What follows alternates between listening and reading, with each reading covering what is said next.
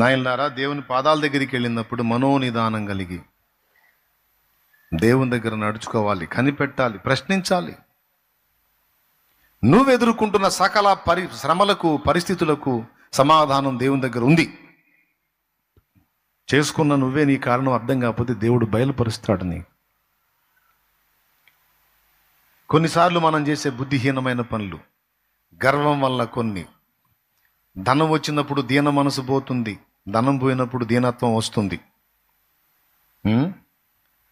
మనం దీనులమై ఉండునట్లు, మన గర్వ హృదయం విరుగునట్లు కొన్నిసార్లు దరిద్రులుగా నిలబెడతాడు దేవుడు మనల్ని. లేకపోతే మన మిడిమేళం నడమంత్రం అస్సలు ఆపలేం.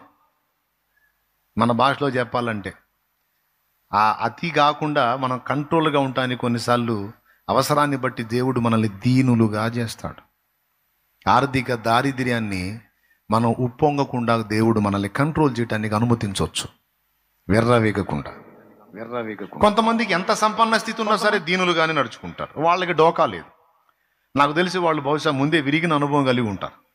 ఇక వాళ్ళకి ఎంత సంపద వచ్చినా సరే వాళ్ళు దీనులుగానే ఉంటారు, వాళ్ళు ఉప్పొంగరు, తమ కలిగిన దాన్ని బట్టి వెర్రవేగరు, అతిశయపడరు.